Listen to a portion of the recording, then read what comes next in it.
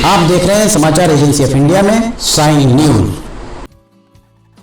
नमस्कार दोस्तों, समाचार एजेंसी ऑफ इंडिया की साइन न्यूज में लिमिटेड की लालटेन के 671वें एपिसोड में एक बार फिर आपका स्वागत है।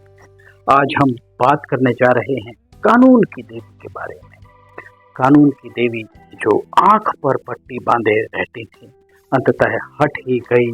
कानून की देवी, न्याय की देवी की आंखों पर बंधी 400 साल पुरानी काली पट्टी आजादी के 8 दशकों बाद भी गुलामी के प्रतीक चिन्हों, इमारतों को कब तक ढोते रहेंगे हम। नमस्कार, एक बार फिर आपका स्वागत है लिमटी की लालटेन के 671वें एपिसोड में। भारतीय न्याय व्यवस्था में भी परिवर्तन देखने को मिलने लगे। देश की शीर्ष अदालत में न्याय की देवी, जो मूलतः जस्टिया की प्रतिकृति मानी जाती है, का स्वरूप अब बदल गया है। जस्टिया कौन है, हम आपको बाद में बताएंगे। इस प्रतिमा की आंखों पर बंधी पट्टी अब खुल गई है और उसके हाथ में तलवार स्वाड हुआ करती थी। तलवार का स्थान अब संविधान की किताब, संविधान की पुस्तक ने ले लिया है। भारत के वर्तमान मुख्य न्यायाधिपति चीफ जस्टिस D.Y. चंद्रचूड़ के द्वारा ये परिवर्तन कराया गया है। इस प्रतिमा को सर्वोच्च न्यायालय के न्यायाधीशों के लिए पुस्तकालय जहां पर है वहां पर लगाया गया। इसका तात्पर्य यह लगाया जा सकता है कि कानून अब अंधा नहीं रहा। इस प्रतिमा में पूर्व की तरह तराजू अभी भी विद्यमान है। पूर्व में न्याय की देवी को लेकर एक अवधारणा हुआ करती थी कि कानून की देवी की आंखों में पट्टी के ये मायने लगाए जाते थे कि कानून सभी के लिए बराबर एक सा व्यवहार करता है। इस तरीके के पहले मायने लगाए जाते थे।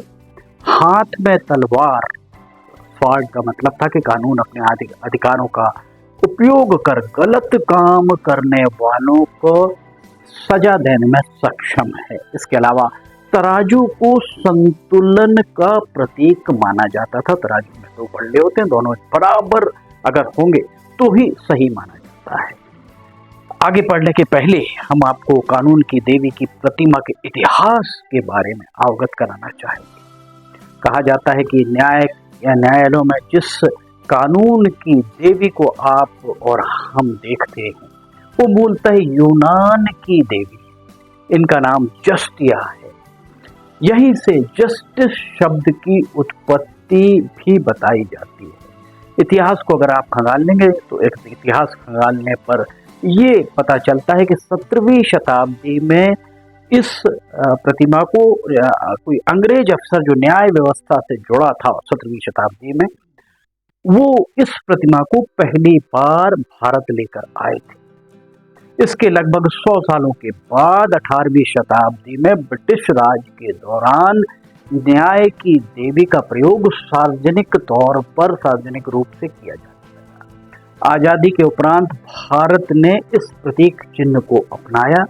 उस दौरान आंख पर पट्टी बंधी होती थी, जिसका तात्पर्य ये निकाला जाता था कि न्याय की देवी सदैव निष्पक्ष होकर न्याय करेंगी, ना कि किसी का चेहरा, पद, रुतबा, प्रतिष्ठा, धन संपदा आदि को देखकर।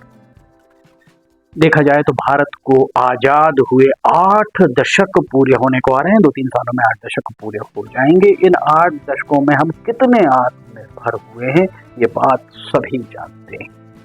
इस बात को सभी भली भांति जानते हैं कि 8 दशकों में हम कितने आत्मनिर्भर हुए हैं।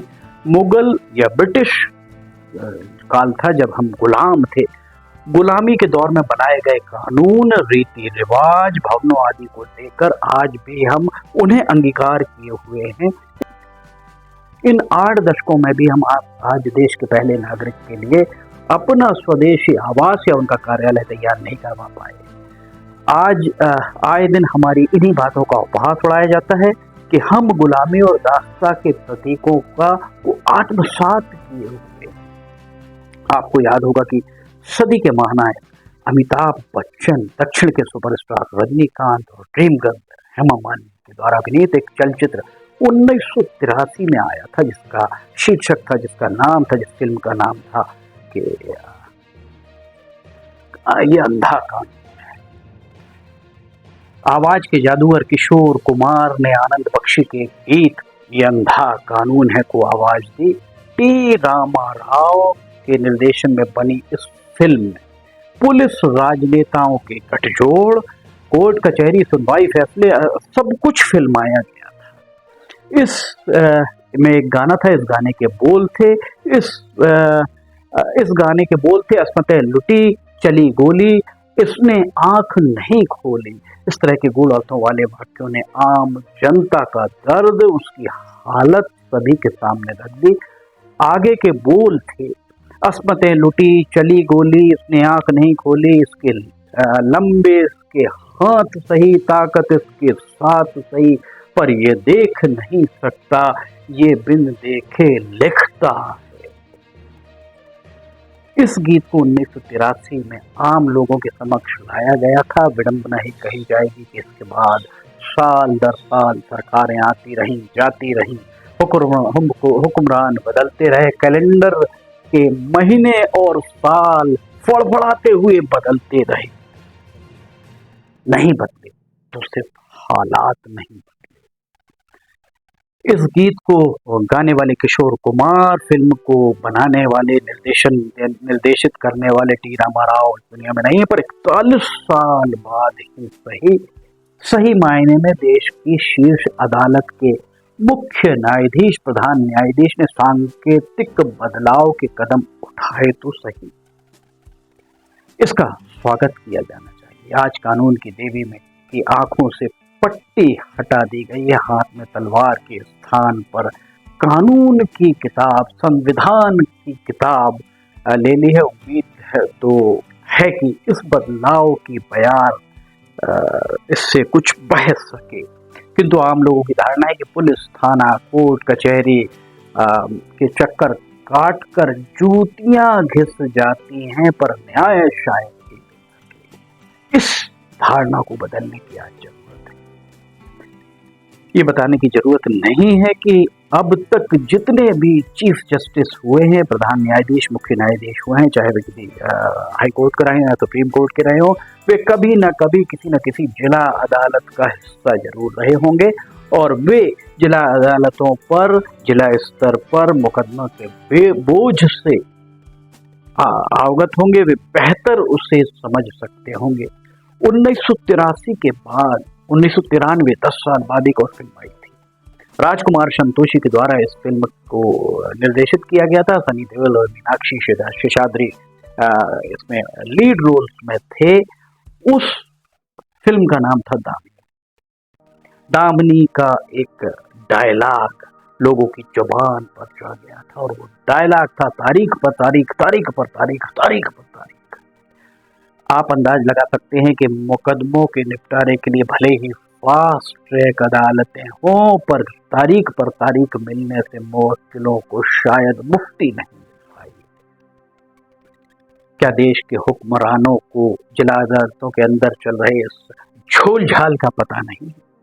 क्या वे नहीं जानते कि सड़कों से लेकर न्यायालयों तक कदम कदम पर कानून की किरदार कशी किस तरह की जाती है? जगह जगह कानून मौन रहकर, या यूं कहा जाए कि तमाशा बीन बनकर खड़ा हो जाता है। पुलिस की वर्दी की आड़ में उगाही, चौथ वसूली, उत्पीड़न किस तरह जारी? देश का युवा आज नशे की जद में किस तरह समाता जा रहा है। नेताओं, अफसरों की तिजोरियां, नोटों की गड्डियां उगलती जा रही है, फिर भी देश में सब कुछ ठीक ठाक होने का दावा आखिर कैसे किया जाए? देश की 18,000 से ज्यादा अदालतों में 5 करोड़ से ज्यादा प्रकरण लंबित, तब न्याय की देवी की इस तरह जड़वत खड़ी रहे, न्याय की देवी अगर इस तरह जड़वत खड़ी रहे, तो इससे क्या माना जाएगा? कुल मिलाकर कहने को अब कानून अंधा नहीं बचा है, पर देश के नीति निर्धारकों को न्याय व्यवस्था में सुधार करने के लिए बहुत कुछ करने की जरूरत है। आंखों से पट्टी हट गई है तो ये कहा जा सकता है कि कानून अंधा नहीं, पर नीति निर्धारकों को भी अपनी आंखों से तरह तरह की जो पट्टियां बंधी हैं उन्हें भी उतारने की जरूरत है। लिमटी की लालटेन के 671वें एपिसोड में फिलहाल इतना ही। अगर आपको समाचार एजेंसी ऑफ इंडिया की साई न्यूज में लिमटी की लालटेन सहित अन्य खबरें पसंद आ रही हो तो आपने लाइक, सब्सक्राइब और शेयर जरूर कीजिएगा। साथ ही कमेंट बॉक्स में लिख कर हमें बताइए, नीचे कमेंट बॉक्स है, आप बताएं कि आप और क्या देखना चाहते हैं, आपको ये खबरें कैसी लग रही हैं। लिमटी की लालटेन का 672वां एपिसोड लेकर बहुत जल्द हाजिर होंगे। फिलहाल आपसे इजाजत लेना चाहेंगे। जय हिंद।